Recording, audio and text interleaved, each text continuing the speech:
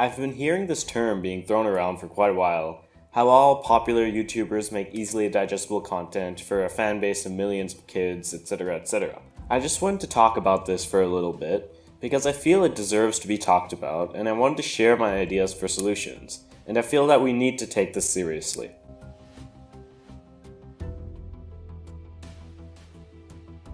When I say easily digestible content, I mean that the media being presented isn't thoughtful or thought-provoking. I'm saying that you don't have to think a lot when you watch it and understand it. This generally means that a lot of kids will be watching it since, they're kids, and a majority of media directed towards them is easily digestible and sometimes even patronizing. Generally, when we're talking about easily digestible content, the person means easily digestible for them. They find it simplistic and even boring. So it is quite a subjective thing. But just to find a baseline, let's look at some examples. Many things have been called easily digestible, not only YouTube videos. So let me list out a few. There's Marvel movies or blockbusters in general. There's Let's Players such as Markiplier and Jacksepticeye. There are vloggers like Logan Paul and sitcoms like The Big Bang Theory. I think finally we can say that easily digestible content is content designed in such a way that anyone can watch, without really thinking about what they're watching.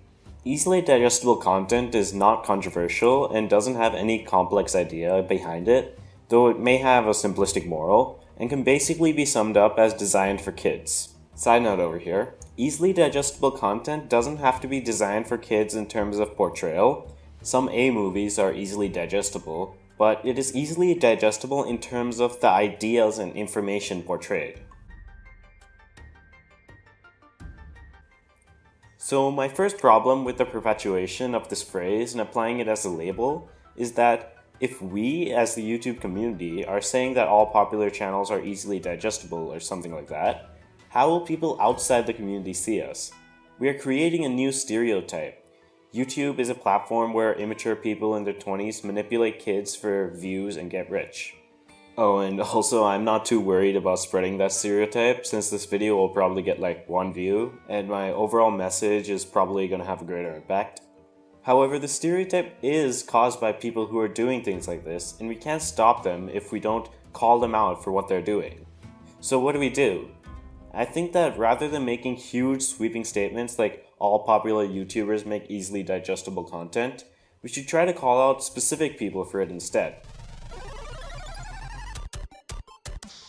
A lot of people like to think that these channels make super duper simple content to the point where it's basically colors on a screen. But it actually isn't like this. Take PewDiePie. He's been considered a huge creator of easily digestible content, but in the middle of his memes and games, he does make some interesting content.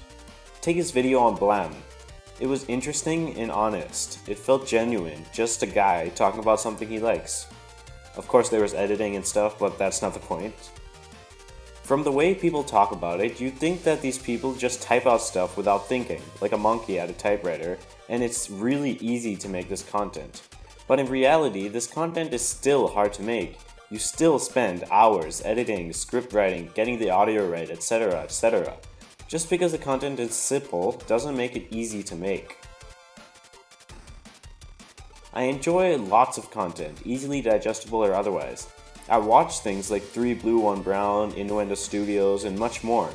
But even then, I still do like to watch a Let's Play every once in a while. I do like to watch simpler videos every once in a while. The way people talk about it, it seems like only 10% or so of people enjoy thoughtful content, but in reality, millions do. And while more people might watch easily digestible content, it's not as bad as people make it out to be.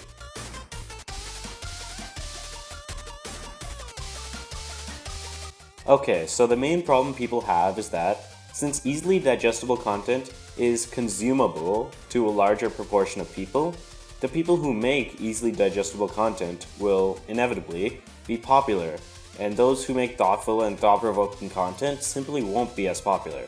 This is unfair, but I think that firstly, it's natural, there's nothing much we can do to fix it, and true mastery over a topic is demonstrated by being able to explain it in simple terms.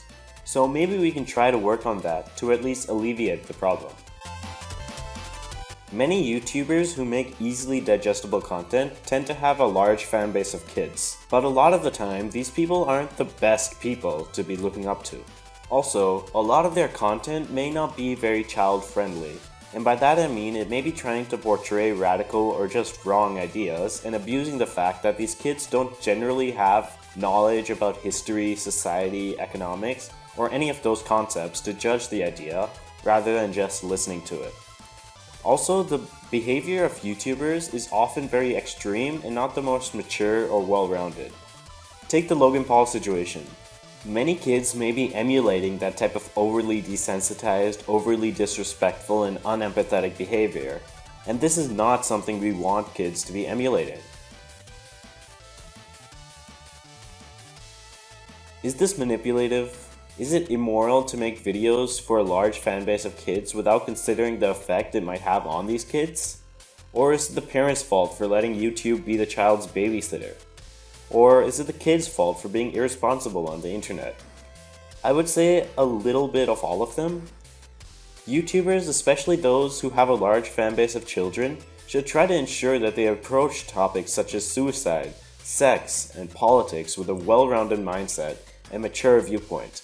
Not only for the kids, but for themselves, since they also need to be mature about such topics. Parents need to make sure that their kids are watching appropriate content and need to educate their children on such topics. Imagine if your first view of suicide was Logan Paul's video, or if your first view of sex was a video titled "Lost My Virginity," or something like that. To a young kid, this has the potential to profoundly impact their view on such topics, and generally in quite a negative way. Let me give you an example. How about the prevalence of young teens in the alt-right or other fascist groups? Many of these people have had their worldview deeply influenced by the abundance of anti-feminist, racist, and sexist content on YouTube. This starts early, before these people have fully developed their ability to critically analyze arguments, and when they still have that tendency to fall behind a certain personality. I mean, just look at how many young fanboys there are. But I won't get too political.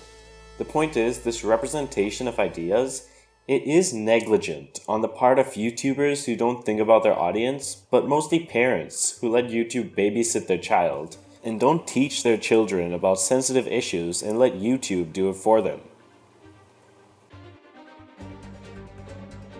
I feel that easily digestible content has contributed to the stereotype about how YouTube communities are dumb.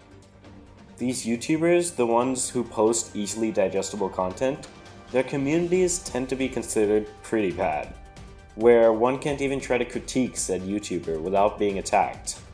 This is because of the following thing I talked about earlier. These people don't see your critique as a critique on the ideas presented in the video or the video itself. They see it as an attack on the YouTuber, and, by extension, an attack on themselves. This is because their ideas and personality have been so influenced by this YouTuber, an attack on the YouTuber is a direct attack on them. Because if the YouTuber is a bad person, what does that say about them? Back on topic, this easily digestible content leads to many people who don't critically examine the ideas being presented to them, or just, dumb, commenting on stuff and contributing to the stereotype.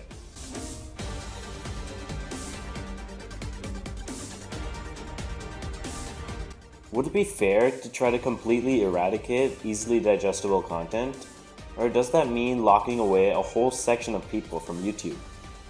Also, as I've said before, everyone who enjoys easily digestible content doesn't have to be dumb. I enjoy easily digestible content, so I don't think it would be optimal or even moral to attempt to eradicate easily digestible content.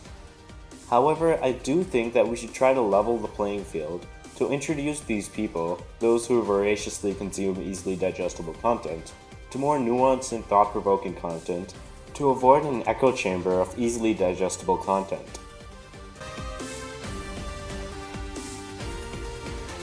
When you're just looking at numbers on a screen, it's easy to forget the real people behind it, with real lives who will be affected by what you post.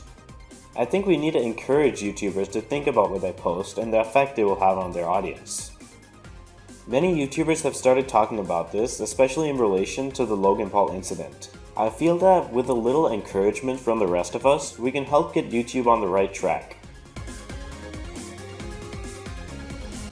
Of course, none of this will make a significant impact if YouTube keeps recommending the same stuff. However, it is really hard to determine what is thought-provoking or just controversial based off numbers alone. If you have any ideas, be sure to tell me.